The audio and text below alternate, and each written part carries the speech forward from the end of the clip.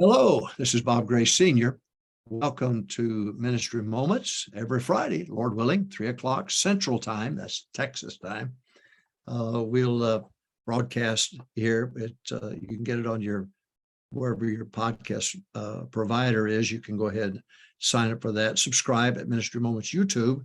That way you'll get it every week, or your favorite podcast place. You can subscribe there, or solvechurchproblems.com. And Solve Church Problems is a lot more than just this broadcast. There's a lot of tools for your toolbox there. And so I hope you'll join us each week, and not long. It's not a sermon or anything like that. It's just hopefully some helpful hints of porcupine preaching. Brother Roloff said, that's what the people need. I said, what's that, Brother Roloff? He said, that's where the people get the point. So we'll try to do that. All right. Get your pen out, piece of paper. Today, I want to give you a quiz, a financial quiz. So I want you to write these questions down. I want you to be honest with yourself. A financial quiz.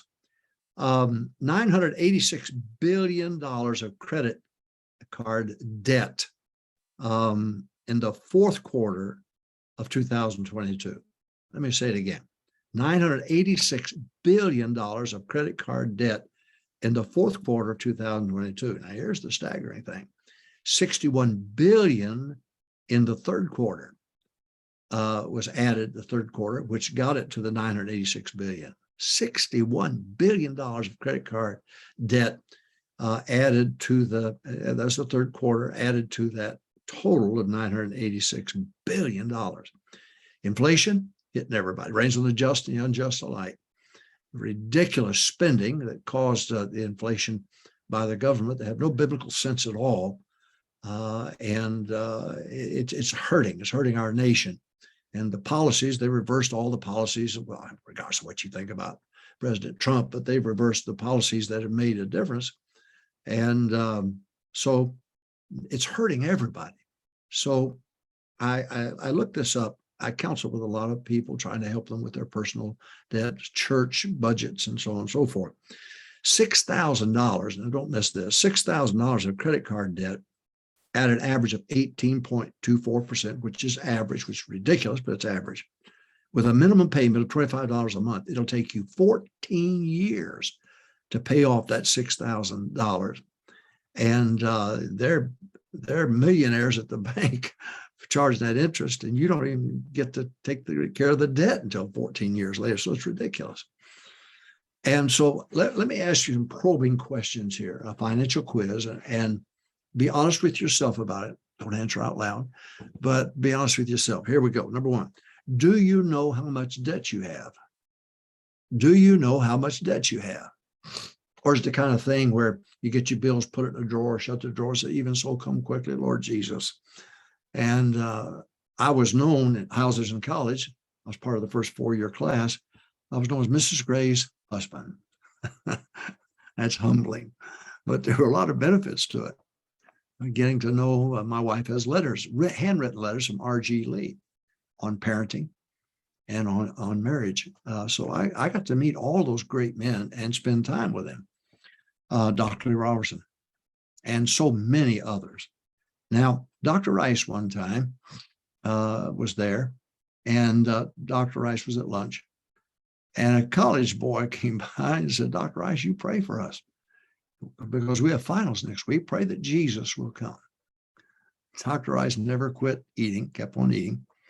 And he said, son, if Jesus didn't come when I was having finals, he's not going to come when you have finals. I think it's hilarious. I love it. But the old time biblical philosophy about, well, for example, Dr. Rice would often say, I would not wear a suit that belonged to J.C. Penney. He said, I would not wear underwear that belonged to J.C. Penney and not to me. And God just is able to give it to you ahead of time as he is afterwards. Old school. So let me give you a quiz here. And so that may be provocative, but good for you. Number one, financial quiz. Number one, do you know how much debt you have? Do you know? Are you praying for Jesus to come? Number two, are you afraid to look? Is it the kind of thing you just don't want to sit down and figure out? I'm talking about total debt now.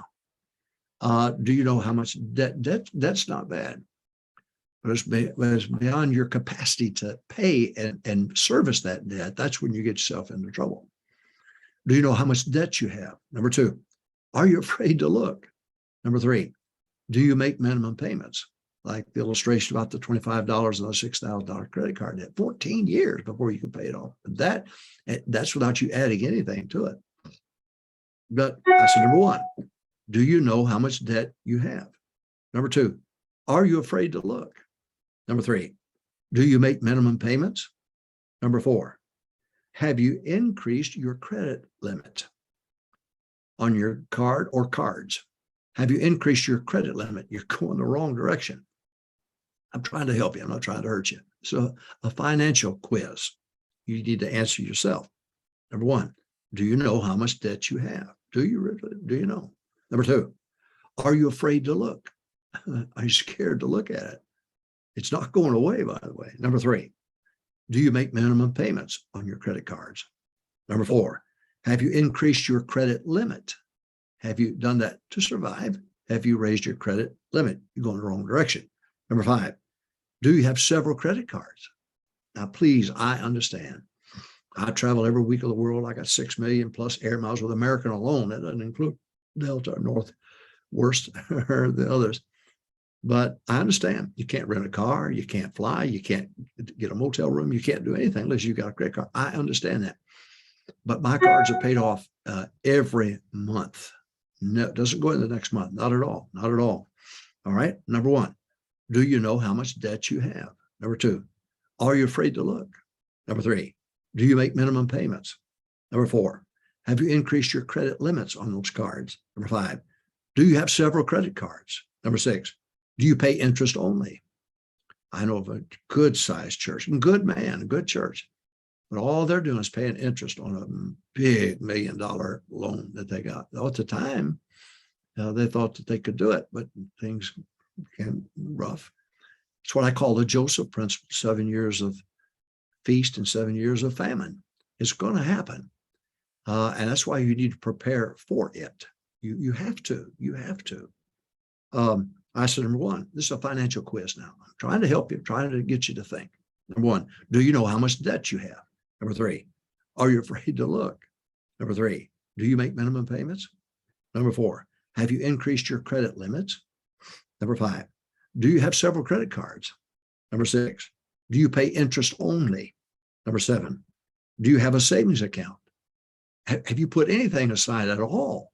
If it's just $1, $5, $10, have you got in the habit of opening up a savings account, and every time God bless you a little extra, put it in there? Now, tithe, but put it in there. I said, number one, do you know how much debt you have? Number two, are you afraid to look? Number three, financial quiz now. Number three, do you make minimum payments? Number four, have you increased your credit limit? Number five, have you several credit cards? Number six, do you pay interest only? Number seven, do you have a savings account? Number eight, are you a part of a retirement program? Are you a part of a retirement program? Now, we set at Longview Baptist Temple, if you've been there 10 years on staff, if you put $100 in, we'd match it with $100 to try to help our people have a good retirement program. We had a good Christian man, Johnny Collier, who helped us. Great. He's in heaven now, but a great help to us. Then number nine, do you have a budget? Do you have a plan? Do you have a budget? Do you have a budget? Now, you may go from an emergency crisis, have a transition period to where you can have some stability in going after your debt. All right, I'm going to suggest a couple of things. One, you tithe and give offerings. See, I can't afford to tithe. That's why you're in the mess you're in. So you obey God, you tithe and give offerings. Number two, get you someone that'll help you. You're out of control. You are out of control. I said, you are out of control. So go to someone and give it to them and let them control it and let them tell you what you can do and what you can't do. You're out of control. We had my financial lady who had 3 ladies working for her, and she would help me. People would come and I didn't have time. But she would take complete control for a period of time, maybe a year, and get them settled down and get a good program going, then hand it back to them. Brother Bowen did that. We had several men on staff who did that. So you want to tithe and give offerings. This is not the time to steal more. You're already stealing, to steal more. And then you get you someone in a short period of time, a crisis mode, if you please, and give it to them and let them control that thing. And once you get that thing established and got some firm ground, then they can give you a plan. And then there's nothing wrong with going back and checking on them. We had our books audited. Nothing wrong with going back to whoever helps you and just say, look, would you take a look and see if I'm doing it the right way? It's tough to get control of it. But what you do, there's a peace that's going to come your way and you will be thrilled. And you're going to get old one of these days. And if you're not prepared for it, you're really going to be suffering. A lot of things can happen. The church that I thought was going to go through with retirement, for me, after I retired, they cut me out. And then somebody said I sued the church. I've never sued anybody. I'm 77. I've never sued anybody in my whole life. And it hurt, but we made it. God has blessed us and God's taken care of us.